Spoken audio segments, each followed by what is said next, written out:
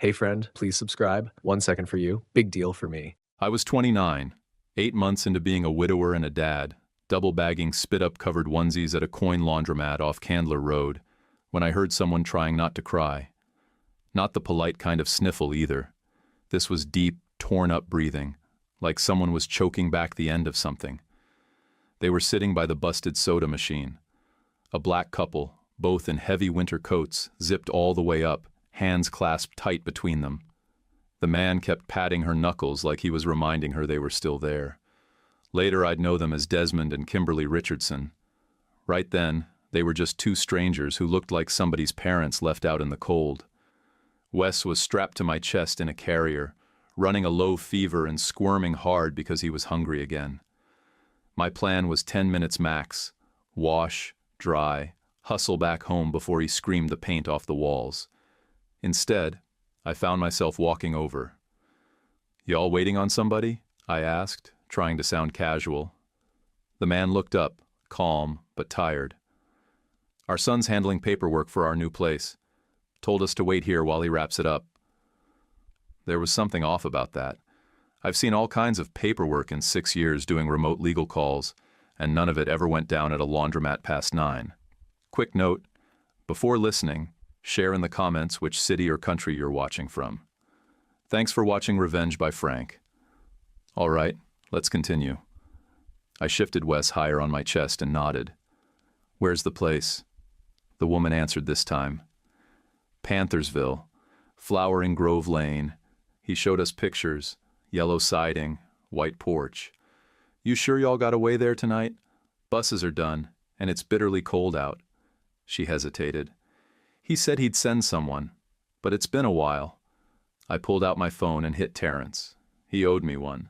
When he picked up, I said, "I need a ride for some folks. Elderly, baby in tow. It's one of those nights."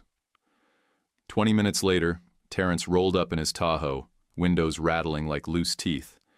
He leaned over and shot me that look. "You sure?" I nodded. The address they had didn't exist. Terrence circled the neighborhood twice before stopping beside a weedy lot with a crooked sign, "Future Homes by Bexley." Kimberly pressed a crumpled printout against the window and whispered, "That's it. That's where he said." Desmond didn't say anything, just closed his eyes like he already knew. "Y'all got a phone?" Desmond pulled out a flip phone. Cracked, dead, useless. Only thing they remembered was the street name, and that their son, Gregory, called himself a financial planner. That's when my stomach turned. I've heard every hustle with the word planner in it, and none of them ended with a porch and yellow siding. It was past 10 when I turned around and said, "You're not sleeping out here. Come with me." They paused, like they wanted to argue. Then Wes started coughing, wet and raspy, and Kimberly stepped forward like it was instinct. She reached for him, laid her hand on his back, and he settled. That told me everything. We hauled up the narrow stairs to my one bedroom over the barber shop. I shoved 2 laundry baskets aside, cleared space on the couch, handed them bottled water from the fridge. The place smelled like old coffee and cheap detergent. Kimberly sat down and said, "It's more than enough." I believed her. 10 minutes later, my father-in-law Holden called, right on schedule. "You home?" "I am." "You alone?" "I've got company." Pause. Then the voice got hard. "Strangers and West don't mix. You know that." "I've got it under control." He hung up. No goodbye. Later that night, Desmond stared at the shelf where my wife's photo used to sit. Empty frame, still gathering dust. He didn't ask questions. Just said, "I'm sorry for your loss." Like he knew exactly when to say it and what it meant. I nodded, walked to the kitchen, and put water on for tea.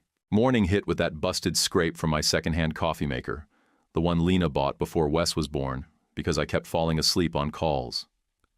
Kimberly was humming real low, just enough to keep Wes calm in his bouncer. I'm not ashamed to say it felt like oxygen. After months of nothing but a baby crying and Holden criticizing me over the phone, her voice was the first sound in a while that didn't make me clench up. Desmond stood near the door, already dressed, back stiff like he didn't know whether to stay or leave. He nodded at me but didn't speak. I asked for paperwork. Anything. A lease, closing statement, envelope, utility bill. They had none of it. Just the old flip phone, screen dead, and a text thread Kimberly remembered from memory. Flowering Grove Lane, she said. South End. Gregory said he handled everything with the seller himself. All we had to do was be ready to move. Desmond added. He told us not to worry about closing.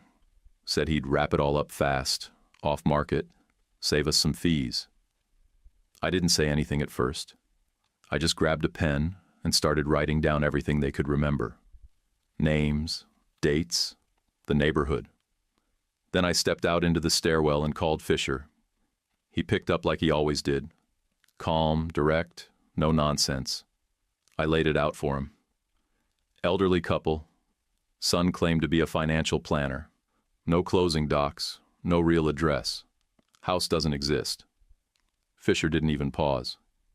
Text me their full names, last known real address, approximate sale date. I'll pull the property index on Monday. Brian, this smells bad. Inside, Desmond sat down on the edge of my couch like the floor might fall out under him. He started talking, slow, steady, like he was building a house out of the past. They bought their home in East Lake back in 1987. Paid $62,500. One-story brick, nothing fancy. Raised 3 kids there. He'd worked maintenance across Atlanta after a few years at the shipyard in Savannah. He said it like it still mattered, like his labor had weight. He told us it was time to rest, Desmond said. Time to unlock what we earned. I nodded and opened my laptop. Even with rusty access and half-broken portals, I pulled comps in their area. Homes on the same block were going for between $610,000 and $690,000. Some fixer-uppers were north of $600,000 even with outdated kitchens. Desmond looked at me when I told him that. Gregory said we got a respectful offer. $245,000. Cash. Said he put that and a home equity line, over $400,000 total, into investments. Something long-term and tax-advantaged. My throat went tight. Did you sign anything? He said he had it handled. Said it was safer that way. We didn't talk much after that. Around 2, I called Terrence again. He drove us back to the neighborhood Kimberly had described. We passed the same crooked construction sign, the same cracked sidewalks. There was only one house with yellow siding, and it was a storage container dressed up with a cheap vinyl wrap. Kimberly stared out the window, blinking like maybe if she looked long enough the real house would show up. Desmond kept shaking his head. He wouldn't do this. He wouldn't. Kimberly didn't correct him. She just put a hand on his shoulder and stayed quiet. Back at the apartment, Holden showed up uninvited, walked in carrying a foil pan like a peace treaty he didn't mean to honor. Baked ziti. Thought you'd be too tired to cook. Thanks, I said. Then came the speech. You need to think long-term. Strangers and babies don't mix. Lena would have wanted... I cut him off. They're staying a couple nights. That's it. You sure about that? He looked around like the place already smelled different. Not if you want my help. You know how tight things are. You really want to gamble that? He left with the kind of finality that made my teeth grind. Later that evening, my landlord knocked. Mr. Ashford, Vietnamese guy in his 60s with a limp from some accident he never talked about. He handed me the lease, flipped to a paragraph, and pointed. Visitors okay. Tenants need approval. Keep it clean, quiet, no complaints. We're good. Got it. He nodded once and went back downstairs. Monday morning, Fisher called. The house sold 3 months ago. $232,000. Buyer was a Wyoming LLC with a forwarding address in Buckhead. 2 weeks later, same parcel flipped for $645,000 to another shell. Chain runs through 3 states. One filing in Nevada lists a Gregory R. as managing partner. My jaw locked. He told them $245,000. The deed says $232,000. So that's $13,000 off the top before the big flip. Brian, this is fraud. Elder abuse. Wire fraud. Recording fraud. Possibly tax fraud if the IRS ever wakes up. I put him on speaker. Desmond listened, arms crossed, jaw tight. Fisher kept talking. Odds of getting money back? Slim, but not zero. If they want to fight it, we need statements, timelines, bank info, and everything they remember. Desmond sat there a long time before saying anything. I worked overtime for 28 years. For this. That night, I ordered dinner we couldn't afford. Didn't care. Kimberly sat across from me, talking about her grandkids, names, birthdays, silly stories, like she was trying to hang on to something solid. Wes started crying again, tight and pained like his belly was in knots. I was about to reach for him when Kimberly stood, lifted him like it was second nature, flipped him belly down across her knees, and rubbed his back in slow, expert circles. He was out cold in 5 minutes. She looked at me like she was offering something more than help, like she knew how close I was to breaking and didn't plan to let that happen on her watch. After I put Wes down, I lay on the carpet beside his crib, ceiling cracked above me, heart hammering. Gregory knew every door to close, but he didn't know how many of us were still willing to knock them open again. The next morning, my phone rang at exactly 7:12 in the morning. Holden's timing was always surgical. He liked to catch me off guard, still groggy, before the baby cried and before I had a chance to think. I sat down hard on the armrest because my knees had finally quit. I looked at her, and she looked back like, "What? This is just life." I ran the numbers in my head again. Cheapest daycare within bus range was $1,180 a month. My remote legal gig expected me headset on from 9 to 6, sounding professional while pretending I wasn't raising a baby in the same room. Without Holden's backup, his money, his babysitting.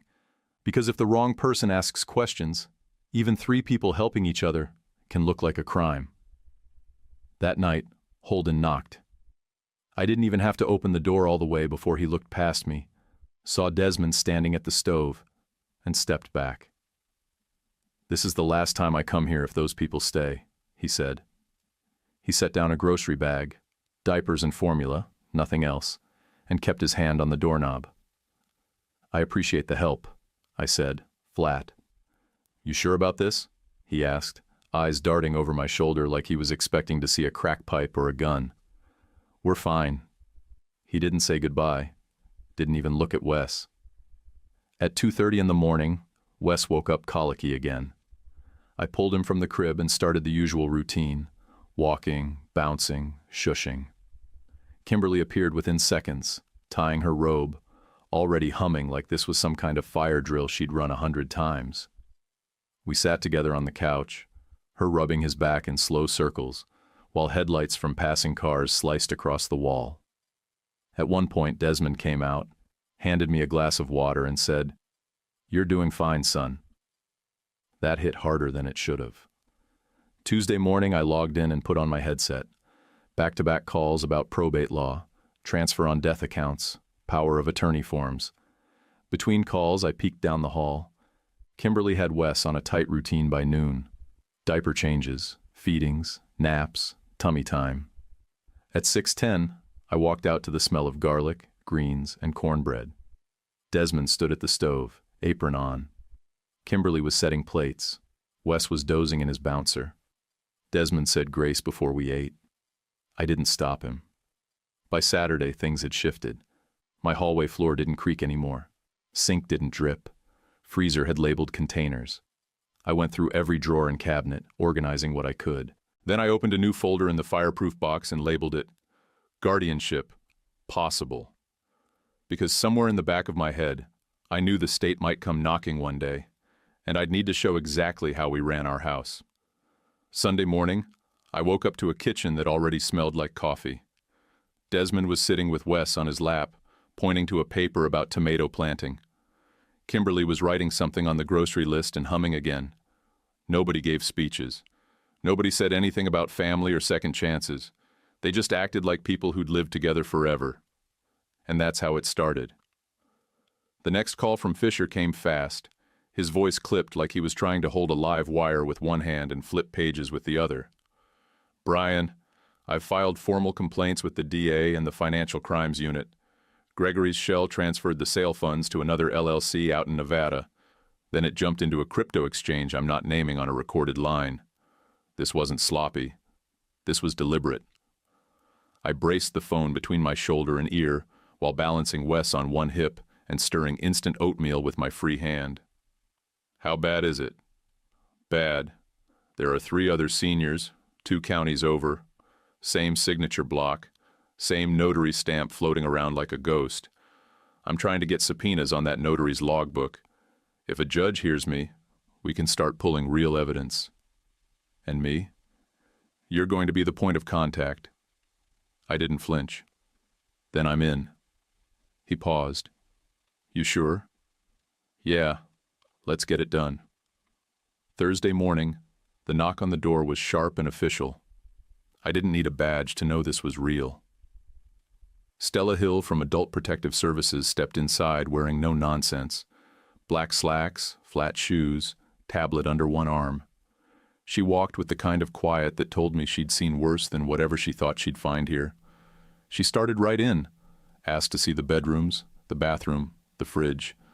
No chit-chat, no fake pleasantries, just business. She made notes on everything. Kimberly stood to the side and answered every question clearly, even the uncomfortable ones. How often do you fall? Almost never. What medications are you both on? Desmond answered that one. Blood pressure, cholesterol, vitamins. We take them at breakfast. Every day. When was the last time you went to a doctor? 2 weeks ago, I said. Checkups. I keep all the visit records in a binder. You want it? She nodded. I didn't try to sell our situation. I just handed over the binder, along with the printouts of our meal logs, repair logs, and the written agreement Desmond and Kimberly signed with me. I showed her the baby gate at the top of the stairs, the outlet covers, and the weekly calendar taped to the fridge. She didn't smile, didn't frown, just made more notes. She asked about the fire extinguisher. I pointed it out, mounted on the wall near the kitchen. She checked the tag. 3 years expired. Noted, I said. I'll replace it today. She didn't comment on the baby monitor on the shelf or the list of grocery prices stuck to the cabinet with magnets. But she saw them. Finally, she said, We received an anonymous call claiming unsafe housing conditions and possible elder exploitation. My stomach didn't drop. I was already there. Did the call come from this area? Henry County. That was all I needed to hear. I didn't say Holden's name, but the area code alone said enough. My jaw locked the way Lena used to say gave me away every time I was about to argue with someone in public. Stella closed her tablet. We'll be in touch. When she left, I poured coffee into the chipped blue mug I always used when I felt like I was treading water. My hand shook just enough to splash a few drops onto the counter. Desmond leaned against the wall, arms crossed. It's not like we're hiding, he said. No, but people confuse help with control. So we follow the rules. We make a record. That afternoon, Mr. Ashford tacked a laminated notice on the hallway corkboard. Reminder: occupancy limits and visitor restrictions are in effect under Section 7 of all leases. I didn't let it sit. I knocked on his apartment door and handed him Stella's card. We're under APS review. Everything's documented. No noise, no drama. I'll keep you posted. Ashford looked at the card, then at me. No parties, no problems.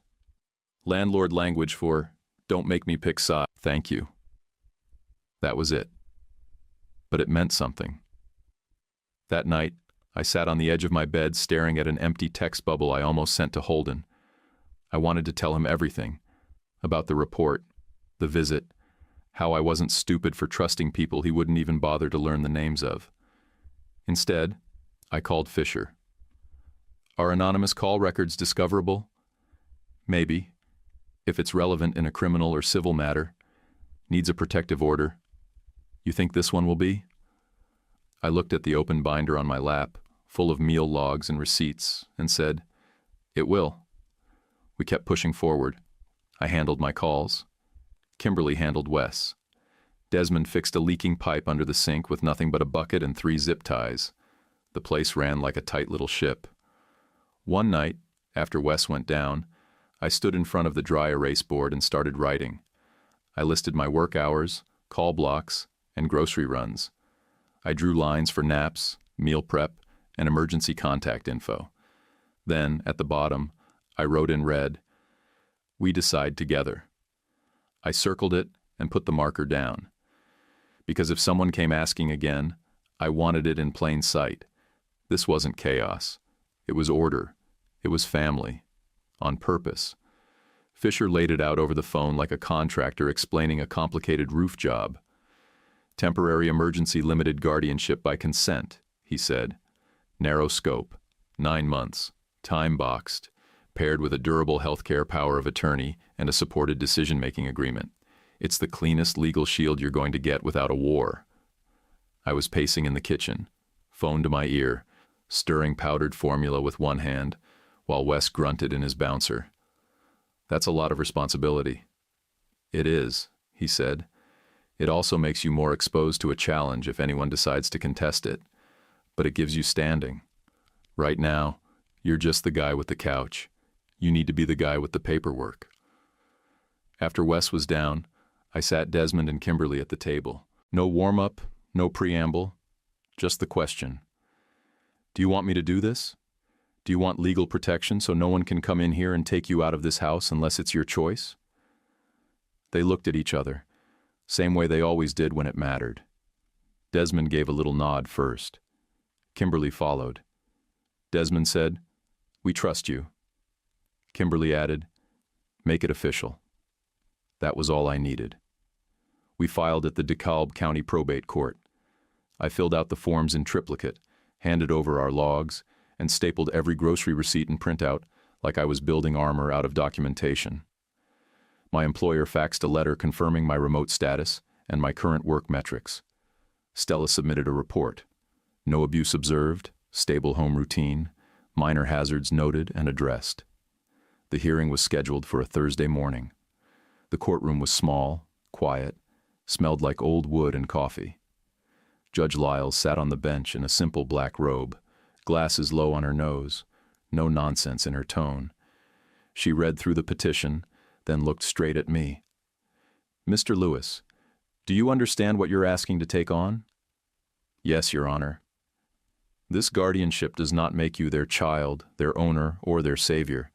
It makes you their legal point of responsibility. Are you prepared to carry that?" "Yes, ma'am." She turned to Desmond and Kimberly. "Where do you want to live?"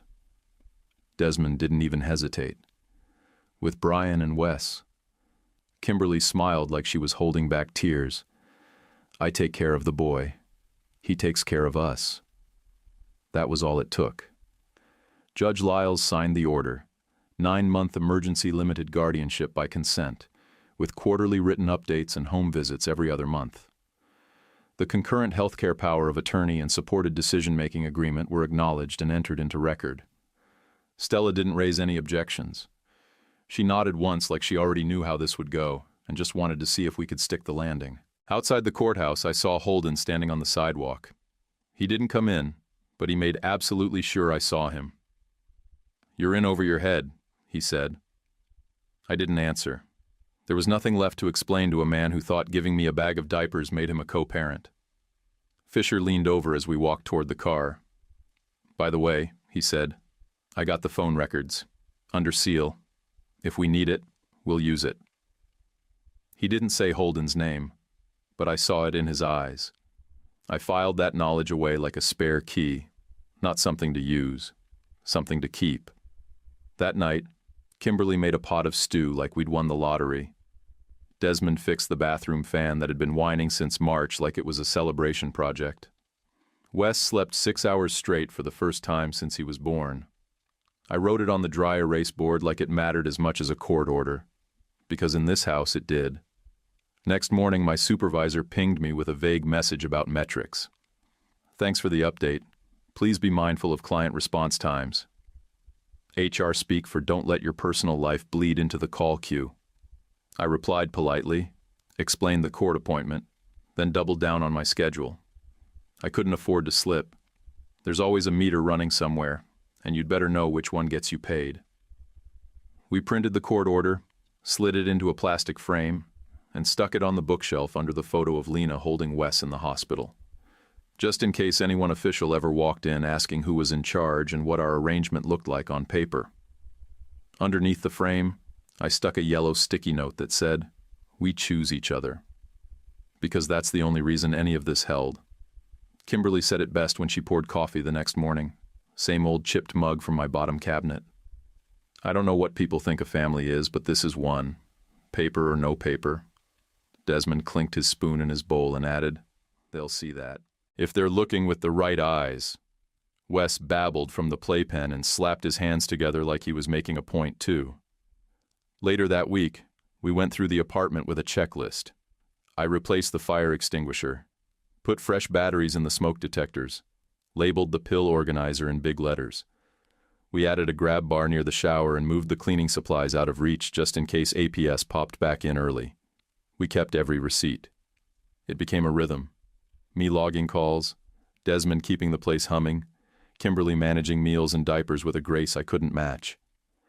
Every Sunday night we sat at the table and reviewed the budget, the calendar, and the grocery list. Sometimes we argued over brand names. Sometimes we laughed about it, but we stayed on the same page. I added one more tab to the binder and labeled it compliance, because I knew the day would come when someone would ask how we were managing 3 generations under one roof, and I wanted the answer to be better than most. 2 weeks after the guardianship papers got signed and framed, my phone lit up with a Manhattan number I didn't recognize. I answered halfway through folding bath towels. "Mr. Lewis, this is Kayla Richardson, Desmond and Kimberly's daughter. I've heard some story. I want to see my parents." Her tone had that clipped rhythm people use when they're used to being in control. She sounded expensive. I told her I'd ask Desmond and Kimberly first. That didn't go over well. I think it's important they hear from their actual family, not someone who stepped in. I didn't engage. "They'll decide," I said, and hung up. That evening, I told them.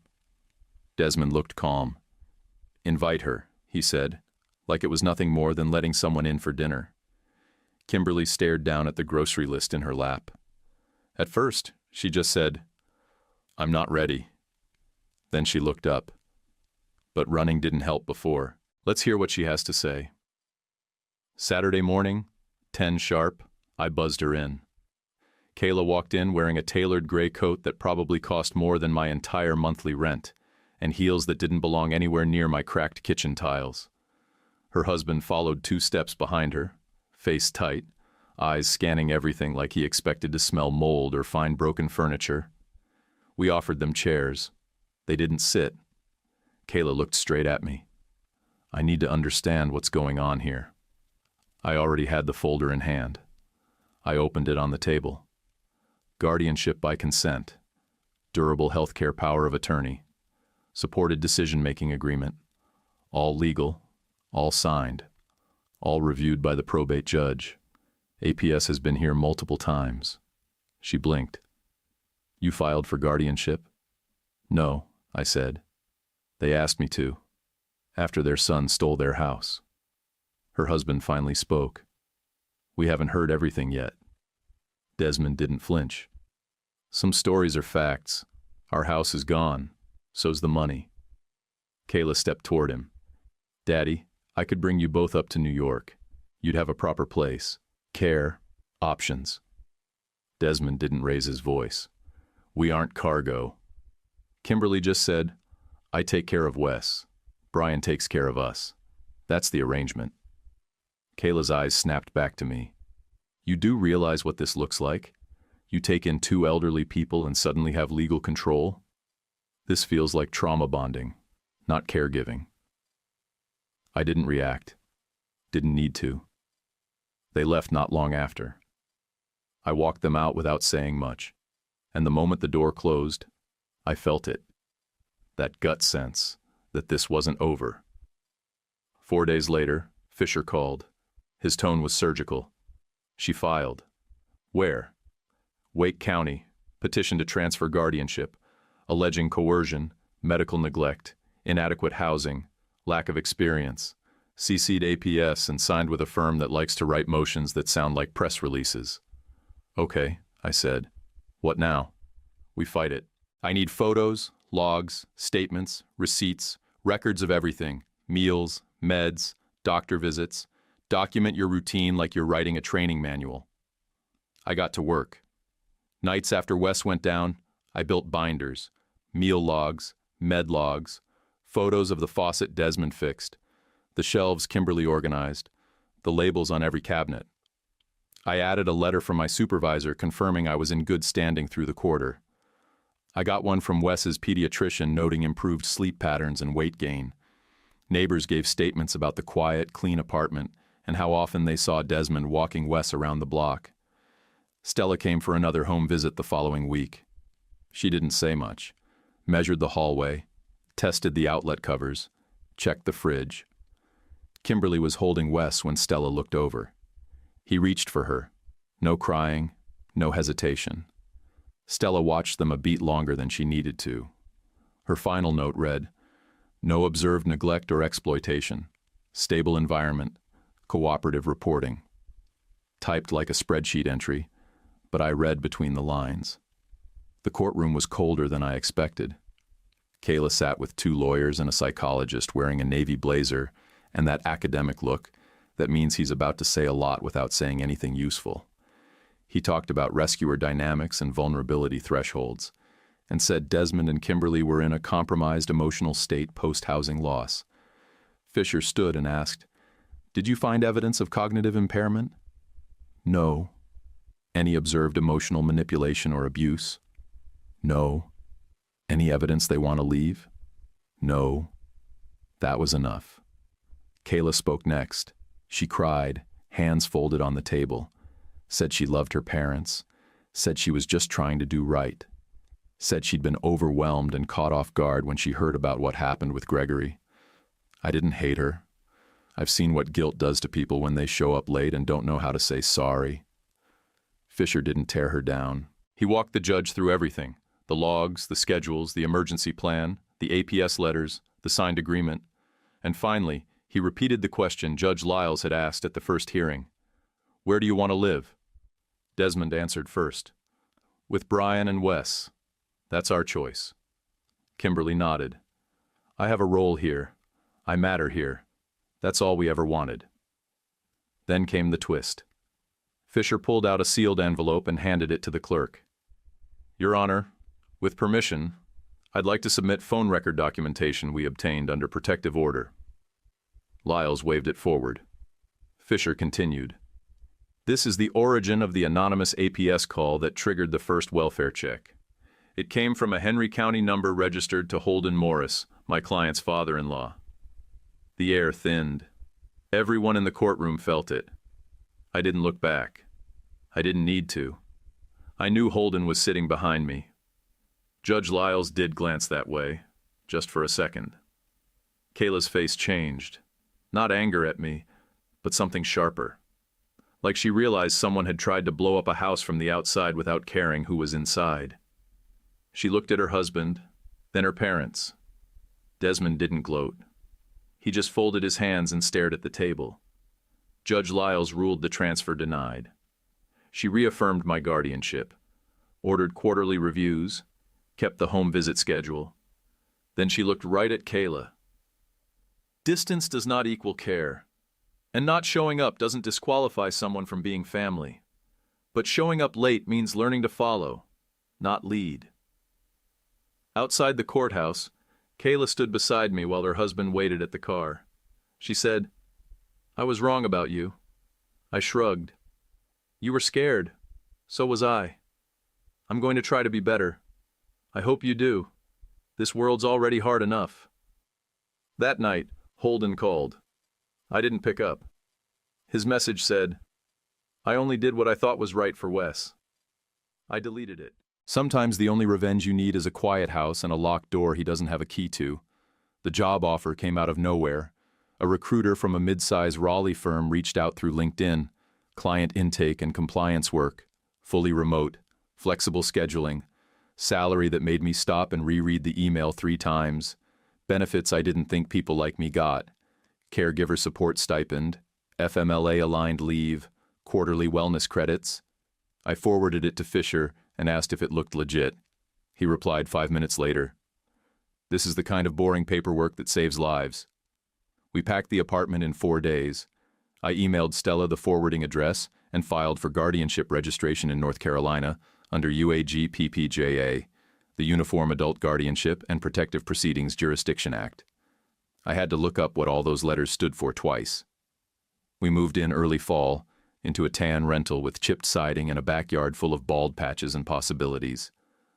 The swing set was secondhand, the tomato cages rusted, but it was ours. 30 days after we arrived, the Wake County Court accepted our filing and converted the DeKalb emergency guardianship into a standard limited one with the same scope and schedule. Quarterly updates, home visits every other month, no surprises. Within the first week, the church ladies on the block dropped off casseroles and banana bread like we'd been voted into a club. Mr. Givens across the street walked over with a tiller and said, "I heard y'all garden," then left it without asking names. Kimberly found a book group at the public library that met every Wednesday. Desmond stumbled into the community garden behind the fire station, and by the second meeting, was running the tool shed. Wes started saying gamma and throwing himself into Kimberly's arms like she was the sun. When I saw that, I stepped out on the porch and blamed the pollen in my eyes, even though it was October. We met Susan at Wake Med after Desmond's blood pressure spiked from stress during a grocery run. He'd gone pale and dizzy in the bread aisle, and I drove him straight in. She was the nurse in triage, calm, even, sharp. Asked about his shipyard years in Savannah like it was the most interesting thing she'd heard all month. She walked Desmond through breathing techniques, adjusted his meds without fuss, and told him to watch his salt. I told her our situation. Guardianship, grandkid, legal mess, old grief still in the walls. She didn't flinch, just nodded and said, "Sounds like you're doing more than most people who claim to have it together." We kept it slow. A few dinners, some long walks, nights where she helped cut Wes's food into bite-sized pieces without making a show of it. She asked Kimberly about her favorite hymns, let Desmond explain his tinkering rituals with anything that buzzed or blinked. She never talked down, never danced around. She treated them like the point, not the obstacle. Then Holden filed for grandparent visitation, claimed I was alienating him from Wes, claimed I'd made unilateral decisions without proper familial involvement. Mediation was required by the court. Fisher was ready with the sealed phone records from the Georgia case. The mediator reviewed them in private, came back from caucus and said, "Mr. Morris, we strongly advise withdrawal." Holden didn't look at me when he signed the dismissal. Kimberly taught Susan the chamomile trick for colic. Susan taught Kimberly how to take blood pressure without pinching skin. I sat on the couch one night while they swapped notes like old friends trading recipes, and I knew I didn't need to steer this ship. I just needed to stay out of the way when it was running right. Kayla started calling every Sunday. Sometimes she asked about Desmond's blood work or Kimberly's new books. Sometimes she just listened while Wes babbled about trucks. She didn't try to move them, didn't challenge anything. One time she sent a box of thick winter coats and a handwritten card that said, "Stay warm, love you." They said thank you. She said she'd call next week. And she did. Fisher emailed one morning with a subject line that just said, "Win, kind of." He'd gotten a civil default judgment in a Georgia court. One of Gregory's shell companies failed to answer. The court ordered $38,400 in restitution. We never saw a cent, but the judgment sat in the system like a sign on the door. This happened, and the court agrees. Some nights, after Wes finally gave up the fight and crashed in his bed, I'd step out to the porch where Susan already sat. She'd be sipping decaf tea in that calm way she always did when things were good, but you still couldn't relax. "You're wound tight again," she said once. I nodded, still waiting for the next shoe. She looked at me over the rim of her cup. "We'll tie the laces together." Corny, but it worked. I exhaled and let it be quiet for once. We wrote a new family agreement on better paper, with firmer language. Same core deal. housing and legal help in exchange for childcare, meals, and home maintenance. But we added Susan as a witness and added clauses about medical emergencies and short-term absences. Everyone signed. Kimberly stuck it on the fridge under a carrot-shaped magnet. If you walked into our kitchen, you knew exactly how our house ran. Nothing fuzzy. No maybe. That winter, Wes learned to put on his own boots. Desmond painted garden stakes in the garage. Kimberly organized every spice jar in alphabetical order and started leaving notes for Susan with grocery shortcuts. I finished my onboarding at the new firm and got my first paycheck that had 4 digits before the decimal point. Susan and I weren't rushing anything, but the pieces were starting to line up. Her, me, this house, this mess, this family that didn't start with blood but certainly didn't need it to function. We weren't saving the world. We were just keeping a steady routine, taking turns, and making sure everybody had a warm meal and a reason to wake up the next day. That's more than most people get. Desmond collapsed in the garden on a Tuesday afternoon. One second he was laughing with Wes over a crooked tomato cage. The next he was face down in the dirt. No warning. No sound. Just gone from upright to not. I called 911 before I even finished saying his name. EMS was fast. 3 medics, efficient and calm, like they'd done this drill 1,000 times. Kimberly rode up front, and I followed in the car, Wes strapped in the back seat, holding a stuffed rabbit like a lifeline. The cardiologist laid it out straight.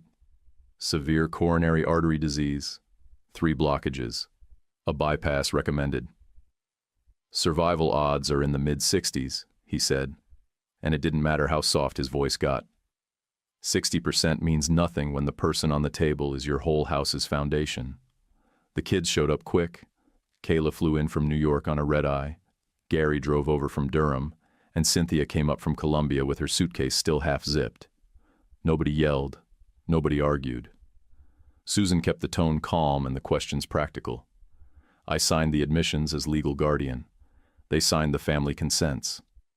The surgeon came in, shook everyone's hand, and said, "We proceed in an hour." 6 hours later, the nurse came out with that sentence everyone waits for and fears in equal parts. He made it.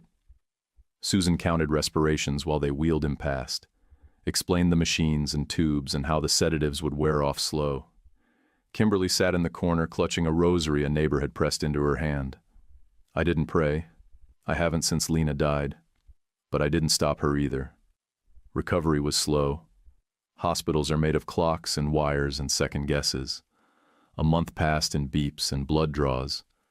Susan coached his breathing like a drill sergeant with a soft voice. I learned drug names that still twist my tongue. Wes colored tomatoes and drew smiley faces on index cards.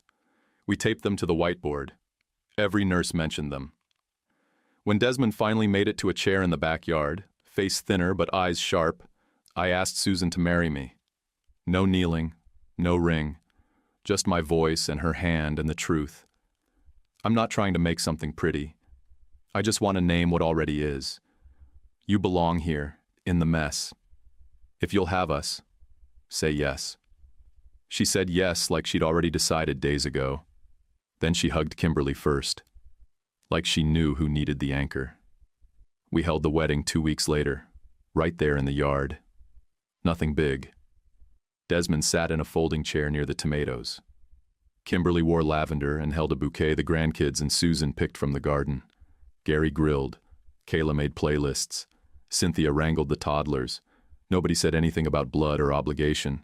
People just showed up, and that was enough. I mailed Holden an announcement. Photo of Wes in a little bow tie tucked inside. He texted back one word. Congratulations. That was the end of it, and that was fine. 3 months later, Susan called me into the bathroom and held up a stick with 2 pink lines. I sat on the edge of the tub like the air had been punched out of me. She looked nervous until I laughed and said, "All right then, guess we build again." Dr. Q said it was a girl. We named her Ingrid, after Susan's grandmother on her mother's side. Not Lena's name, not her place. That wasn't the point. We were building, not replacing. Kimberly cried. Desmond got out his graph paper and started sketching plans for a cradle. Wes ran laps around the kitchen shouting, "My sister!" like he'd just won a prize he had no idea how to handle but loved anyway. Ingrid came on a quiet morning in spring. Susan slept while Kimberly rocked the baby in the front room, humming that low hymn she always defaulted to when things were just too big. Desmond ran his fingers over the cradle rails. They were sanded smooth and curved like a boat hull. He said, "That'll hold." And I knew he wasn't just talking about the wood. The house changed again. Noisier, tighter, full. Susan went back to shifts after 8 weeks, and I shifted my headset hours to early mornings and late evenings. Kimberly kept a wall calendar that could have run air traffic control. Desmond became the baby's personal mechanic, adjusting her seat buckles, fixing loose buttons, muttering boat stories into her ear while she giggled like she understood every word. I'd tuck Wes in, rock Ingrid to sleep, and sit on the porch like a man who had finally run out of emergencies. Some nights I'd say, "We did all right today." Susan would say, "We did," and that was all I needed. It started with small things, Kimberly putting salt in her tea, asking me twice if it was Tuesday when it was Saturday, calling Wes Daryl, a name none of us knew. Then one morning, she looked straight at me and asked where Brian was. I said, "Right here," and her eyes watered before she smiled and said, "Well, you look taller today." The doctor didn't sugarcoat it. Early stage Alzheimer's, progression unknown. Could be slow, could be sudden. We needed to prepare the house and ourselves. We labeled everything: cabinets, drawers, pill containers. Susan made big laminated calendars with color-coded stickers. We added a daily walk to the routine. Some mornings Desmond just stood in the kitchen holding a mug like he'd forgotten why he came in. Susan started writing short notes that began, "Hi, Kimberly, it's morning," and taping them to the fridge. Good days still came. She beat me at cards more often than not. Laughed until she cried over some joke Wes made with a banana peel. Then there were days she stared out the window and didn't recognize the garden she once ruled. One afternoon, she wandered halfway down the block before Desmond found her. He didn't panic, just walked beside her, talking soft, like it was any other Tuesday. She died in her sleep on a Sunday. 78 years old. No drama. Just didn't wake up. The church ladies filled the yard. Desmond wore the same jacket from our wedding. Kayla stood beside Susan holding Ingrid, who had no idea what was happening but smiled anyway. Gary and Cynthia flanked their father and didn't say much, but their arms stayed tight around him the whole time. Afterward, the house got quieter than I liked. Not empty, just hollow. Desmond moved like a man carrying a heavy box with both arms, careful, slow, never asking for help. He still watered the tomatoes, still wiped the counters, but the pace was different. Then, 2 years after we buried Kimberly, 7 years after Gregory went down for the fraud, he showed up. It was a Tuesday again. He stood on my porch in a worn gray shirt and jeans that didn't fit right, gaunt, grayer, eyes dull but focused. He said, "I'm not here to beg. I just need to say it. To them, not to you. I know what I did." I could have closed the door. Believe me, it crossed my mind. Instead, I told him, "Wait here." Desmond was at the table teaching Wes how to flip pancakes without scratching the pan. I said the name. The spatula dropped, and the air changed. He didn't speak, just nodded and followed me out back. We sat them on the porch, gave them space. Susan stayed inside. I didn't eavesdrop. I watched faces. I saw pain, anger, a pause so long I thought someone might walk off. Then something shifted, a slow, heavy peace that came like tired acceptance. They came back inside and ate breakfast together. Gregory cried while chewing, said, "Thank you," like it hurt to say out loud. Desmond didn't smile, but he looked lighter somehow, like the box he'd been carrying shifted to one arm. Gregory started coming once a month, never stayed long, brought bad cupcakes, dented toy trucks, the kind you get from a gas station rack. Desmond told him flat, Keep your money. If you want to fix anything, show up. Gregory nodded, and he kept showing up. Later that year, Desmond called me into his room. His face was calm, still. He said, "Doctor used the phrase palliative goals today. Said we're past tuning up the engine." I didn't say anything. He added, "When I go, I want you to keep Gregory close. Not like a son. Just don't let him vanish again. He doesn't need a second hole to fall into." I said I'd try. He said, "Promise." And I did. We moved his chair to the window so he could watch the yard. Ingrid ran like the ground belonged to her. Wes followed. Desmond watched and said, "That's good," every time they touched the fence. Never said what he meant by it. Didn't need to. He died that fall, right there in that chair. My hand in his right, Gregory's in his left. Quiet, like someone clocking out at the end of a long, solid shift. I'm not big on speeches, but some things deserve straight talk. When I walked into that laundromat in Atlanta, I was barely hanging on. Young, widowed, bone-tired, mad at the world, and scared out of my mind to be alone with a baby and my own thoughts. I thought I was giving two strangers a ride. What I got was a family I didn't know I was missing.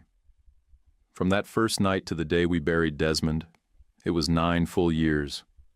Not perfect years, but full. That's what matters. We never beat Gregory in court like some kind of legal movie. There wasn't a big payout, no secret bank account stashed under his mattress. But there were indictments, a conviction, restitution orders with no payout but black ink that told the truth. And better than any of that, he had to look Desmond in the face and ask for a seat at a table he once tried to burn down. Holden's payback came in a smaller form. When he tried to file for grandparent visitation, Fisher slid the sealed APS phone record across the mediator's table without a word. Holden stared at it, then said he was withdrawing his petition. I kept the old voicemail he left. I did what I thought was right for Wes, and never listened to it again. Wake County APS picked up the file after we moved. Stella from Georgia forwarded her report and walked the new caseworker through our situation on the phone. About a year later, she came by during a personal trip. She stood on our porch, looked in through the screen door and said, "You kept it steady." I said, "We keep lists." She smiled, shook my hand, and left it at that. She didn't say sorry, and I didn't ask her to. Susan and I had Ingrid.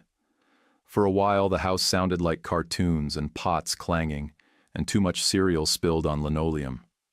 Wes grew fast, 12 now, and still calls Desmond Grandpa in his stories. Still says Grandma when he explains the chamomile trick to his little sister. The photos on the wall do the rest. Kayla kept calling. Gary and Cynthia showed up again the Thanksgiving after the funeral.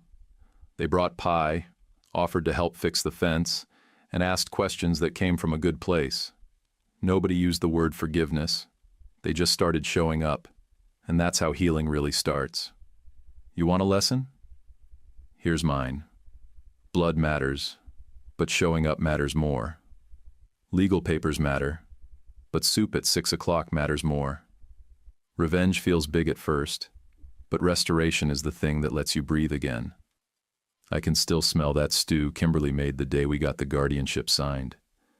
I can still see Desmond's hands tightening a hinge on the bathroom door without being asked. He told me once, "You fix what you can reach." That was it. That was his whole philosophy. Turns out it's enough. Sometimes I think about that other version of the night in the laundromat, me keeping to myself, nodding politely, going home alone.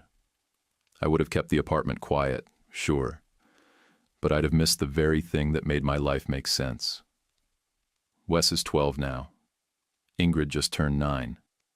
They set an extra plate for Uncle Gregory when he visits. They know the tomatoes in the yard came from Grandpa Des, and when they ask why we took in people we didn't owe anything to, I tell them the truth.